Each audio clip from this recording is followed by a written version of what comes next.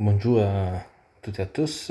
Aujourd'hui, on va regarder la théorie des bilans des masses et des espèces, le plus générale possible, qu'après on va appliquer à tous les types de réacteurs. D'abord, c'est quoi un bilan? Le bilan, c'est l'outil que l'ingénieur utilise pour être capable de calculer les performances de son réacteur. N'est pas utilisé juste un système réactionnel, un calcul de réacteur, mais en fluide dynamique, il y a plusieurs sujets qui peuvent utiliser les bilans, mais nous, on va l'appliquer au calcul des réacteurs. Donc d'abord, tout bilan c'est fait autour d'un volume de contrôle. Donc, c'est pas un volume de contrôle. Un volume de contrôle, c'est un espace d'analyse. C'est un espace physique d'analyse. Notre volume de contrôle. Il y en a de deux types. On peut avoir un volume de contrôle macroscopique, donc un bilan de type macroscopique, où notre volume de contrôle va être égal à notre réacteur, ou un bilan de type différentiel, où on va considérer une très petite unité de volume de notre réacteur, et après on va intégrer ça sur les limites de notre système pour obtenir les bilans globaux. On va utiliser l'un ou l'autre, dépendamment de ce qui nous convient, mais de toute façon je vais expliquer ça quand ce sera le moment. Bien.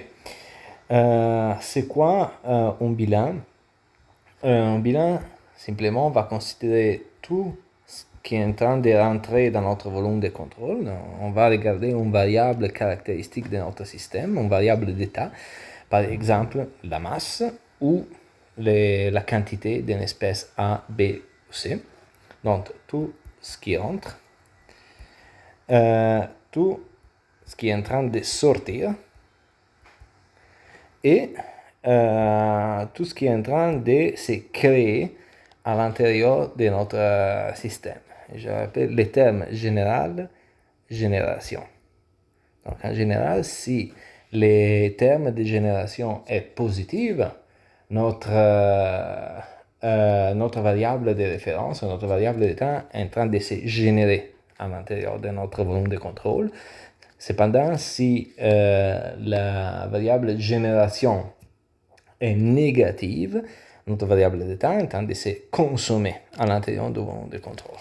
Donc, pour exprimer ça en termes mathématiques, on peut écrire que la somme de tout ce qui rentre moins la somme de tout ce qui sort plus la somme de tout ce qui est en train de se générer à l'intérieur de mon volume de contrôle égale à quoi? Égale à l'accumulation. Donc, si les choses rentrent mais ne sortent pas ou ils sont générés, on dit qu'ils vont rester à l'intérieur de mon volume de contrôle. Des termes d'accumulation. Voilà. Donc, dépendamment de notre variable d'intérêt, soit la masse, soit les espèces, tous ces termes-là vont avoir différents types de valeurs. C'est important de remarquer que tous ces éléments-là, ce qui rentre, ce qui sort, ce qui est généré, ce qui est accumulé, sont des taux, c'est-à-dire des quantités dans une unité de temps. Ça, c'est très important parce qu'on regarde toujours notre bilan dans le temps. En plus, on remarque que ce n'est pas, si je commence à observer mon système à un temps, disons, temps égal à 0, ce n'est pas important ce qui est déjà à l'intérieur de mon volume de contrôle à temps égal à 0. Celles-là, on va les appeler les conditions initiales et vont nous être utiles pour intégrer notre bilan, mais pas pour l'écrire. Si on commence donc à considérer les bilans des masses, bilan des masses, dans deux noms, on sait que notre variable d'état, c'est la masse. Donc on va considérer, on va mettre ça en mathématiques, tous les débits massiques qui rentrent, Le débit massique est exprimé en kg par unité de temps. Disons par exemple kg par seconde. Moins tout ce qui est en train de sortir. Et ici aussi, on a des kilogrammes par seconde, donc tout ce qui sort de notre volume de contrôle. Et on a déjà la première simplification à faire, parce que si on parle du bilan de masse, qui est aussi dit le bilan global, désolé pour ça,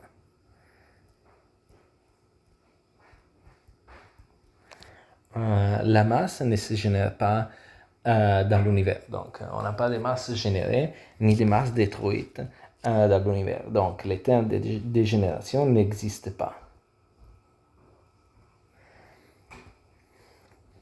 Pour exprimer l'accumulation, donc le taux d'accumulation de la masse à l'intérieur de mon volume de contrôle, ça c'est une règle générale. Le taux d'accumulation, c'est la dérivée dans le temps de notre variable d'état. Donc là, on est en train de regarder le bilan de masse, donc c'est la dérivée de la masse contenue dans mon volume de contrôle dans l'unité de temps.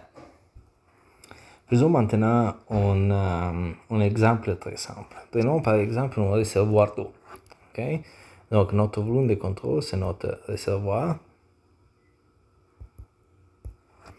Et celle-là va être au bilan macroscopique. Alors, notre réservoir, on est en train de remplir avec un certain débit d'eau, W in. Et notre réservoir, il peut se vider avec un certain débit, W out. Donc, comment on va écrire en termes mathématiques notre bilan? Donc, on a juste une entrée, donc je vais écrire la masse qui rentre dans l'unité de temps. Juste une sortie, donc moins la masse qui sort dans l'unité de temps, va être égale à l'accumulation de la masse dans le réservoir, donc la dérivée de la masse dans le temps. Souvent, dans ces cours-là, on va faire l'hypothèse, et ça c'est la première hypothèse qu'on va poser pour aujourd'hui, que la densité de mon liquide est constante entre entrée et sortie. Donc la densité, mieux définie comme la masse volumique, est constante et ne dépend pas de la composition. Donc dans le cas d'un réservoir de eau pure, l'hypothèse s'applique parfaitement. Dans le cas qu'on a un réacteur avec des gaz et une réaction qui change fortement les nombres de moles, ce n'est pas le cas, mais on va s'adapter quand ce sera le moment. Pourquoi cette hypothèse est intéressante? Parce que je me rappelle que la masse est le volume fois la densité. Et le débit massique correspond au débit volumique fois la densité. Donc je peux exprimer ça. Je peux exprimer mon bilan si la densité est constante en termes volumiques. Donc, si l'hypothèse est valide, je peux écrire que le débit massique entrant est le débit volumique entrant fois la masse volumique moins le débit volumique qui sort fois la masse volumique, c'est égal à quoi? À la dérivée de le débit volumique fois la densité divisé dt. Encore une fois, si la ρ est une constante, je peux la sortir de ma dérivée, étant donné que c'est une constante, et donc la simplifier partout. Ici, j'ai fait une erreur parce que la masse, je l'ai dit tantôt, c'est le volume fois la masse volumique. Donc, c'est volume fois la masse volumique. Je vais donc obtenir que le bilan est le débit volumique qui entre moins le débit volumique qui sort est égal à la variation du volume dans le temps dans mon volume de contrôle.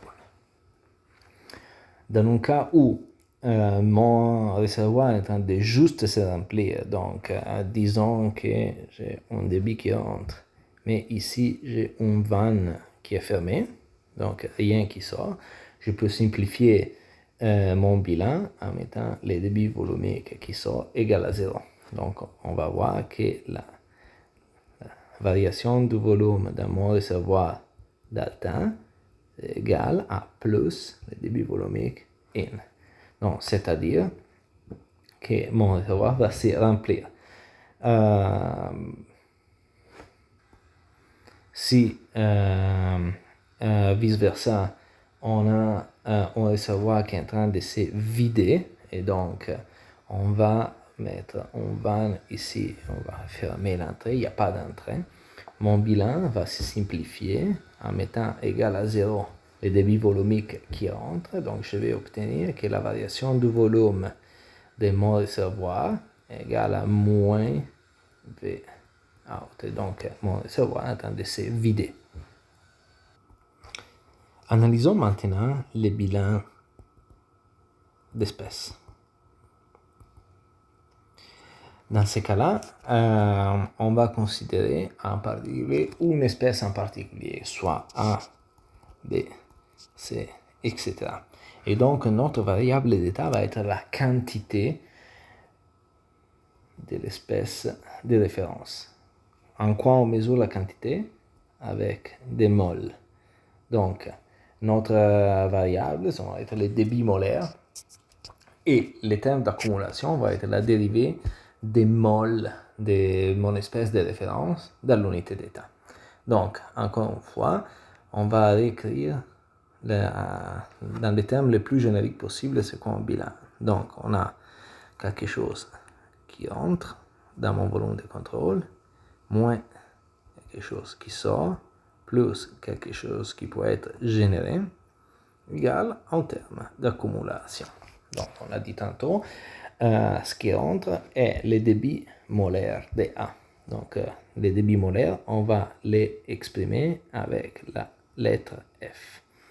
Donc, les débits molaires de l'espèce I, à l'entrée, ce qui rentre dans mon volume de contrôle, moins les débits molaires de l'espèce I qui sort dans mon volume de contrôle, et le terme de génération. Comment on va l'écrire, le terme de génération? Le terme de génération est généralement écrit par l'intégrale du taux de réaction dV. Donc, on va partir. Le taux de réaction, on va voir tantôt c'est quoi son unité de mesure, mais on exprime de façon la plus générale possible comme ça le terme de génération égale l'accumulation. L'accumulation, on a dit toujours, c'est la dérivée d'altin de notre variable d'intérêt. Donc, on a dit que notre variable d'état sont les moles de l'espèce I, donc la quantité. Donc, regardons pour un instant les termes de génération. Le terme de génération est exprimé comme l'intégrale des taux de réaction de l'espèce I fois dV. Donc, d'abord, c'est quoi les taux de réaction? Les taux de réaction, c'est la variable la plus importante qu'on va regarder tout au long du cours et d'exprimer comme les moles, donc la quantité de I soit réagit, soit, c'est-à-dire soit consommé ou soit produit. Donc, dans les cas que I est consommé, le taux de réaction sera négatif parce qu'on consomme des moles. Dans le cas que I soit produit, donc un produit d'une réaction, le taux de réaction sera positif. C'est pour ça que j'ai dit tantôt que nous, on va toujours écrire notre bilan général comme plus génération parce que